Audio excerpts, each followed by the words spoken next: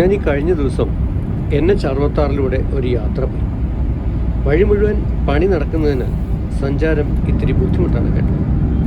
കുണ്ടും കുഴിയും സർവത്ര. മഴ പെയ്താലോ പറയാനുമില്ല. ഇരുചക്ര വാഹന യാത്രക്കാർ വല്ലാതെ കഷ്ടപ്പെടും. അതുപോലെ തന്നെ രോഗികളെയും കൊണ്ട് പായുന്ന ആംബുലൻസ് അവർക്ക് പതുക്കെ പോകാനാവും.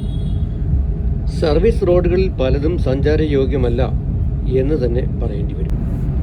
വീതിയും കുറവ്.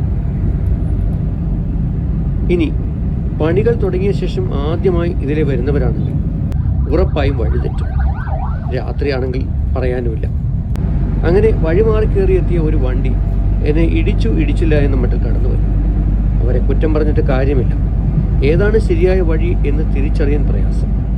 വലിയ അക്ഷരത്തിൽ ഡീവിയേഷൻ ബോർഡുകൾ ഇടയ്ക്കിടെ വെച്ചാൽ നന്നായിരുന്നു.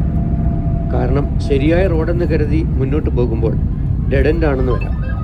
അതുമല്ലെങ്കിൽ ആ വഴിയുടെ കുറച്ചു ഭാഗം മാത്രമേ ശരിയാക്കിയിട്ടുള്ളൂ എന്നും വരാം. കൃത്യമായ ബോർഡുകൾ ഉണ്ടെങ്കിൽ വഴിമാറിപ്പോകാമല്ലോ.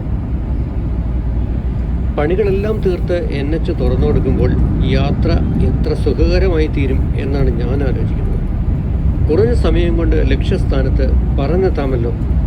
അപ്പോൾ ടോൾ എത്ര രൂപയായിരിക്കുമെന്നത് മാത്രമാണ് സാധാരണക്കാരായ ജനങ്ങളുടെ കൺസേൺ. എന്തായാലും നമുക്ക് നാടിൻ്റെ വികസനമാണ് മുഖ്യം.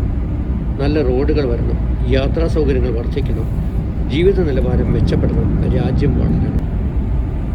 NH-66 എന്നത് പറയുന്നത് ഇന്ത്യയുടെ തെക്കേ അറ്റമായ കന്യാകുമാരി മുതൽ മഹാരാഷ്ട്രയിലെ പൻവേൽ വരെ നീണ്ടുകിടക്കുന്ന പാതയാണ്. NH-17ൻ്റെയും NH-47ൻ്റെ കുറച്ച് ഭാഗങ്ങളും ചേർന്നുണ്ടായതാണ് NH-66. ഇത് കന്യാകുമാരിയിൽ നിന്ന് തുടങ്ങി നാഗർകോവിൽ, പാറശാല, തിരുവനന്തപുരം, കൊച്ചി, തൃശ്ശൂർ, കോഴിക്കോട്, മഞ്ചേശ്വരം, മംഗലാപുരം, മഡ്ഗാവ് വഴി മുംബൈക്കടുത്ത പൻവേലിൽ അവസാനിക്കുന്നു. ഇപ്പോൾ ഈ പാതയിലൂടെ വളരെ കുറച്ച് ദൂരമേ ഞാൻ യാത്ര ചെയ്തിട്ടുള്ളൂ. എത്രയോ തവണ യാത്ര പോയ വഴികളിലൂടെ വീണ്ടും പോയപ്പോൾ വഴി വല്ലാതെ മാറിപ്പോയതുപോലെ. സ്ഥലങ്ങൾ പിടികിട്ടുന്നില്ല. പണ്ടുണ്ടായിരുന്ന ജംഗ്ഷനുകളും അപ്രത്യക്ഷമായിരിക്കുന്നു. ഹോട്ടലുകൾ പോയിട്ട് ഒരു മുറുക്കാൻ കട പോലും കാണാനില്ലാതായിരിക്കുന്നു. നട്ടുച്ചയ്ക്ക് മെയിൻ റോഡ് വിട്ട് സർവീസ് റോഡിലേക്ക് ഇറങ്ങി വല്ലതും കുടിക്കുകയും കഴിക്കുകയും വേണമല്ലോ. ഹോട്ടലിൽ നിന്ന് തിരിച്ച് റോഡിൽ കയറാനും ഇത്തിരി പ്രയാസപ്പെട്ടു.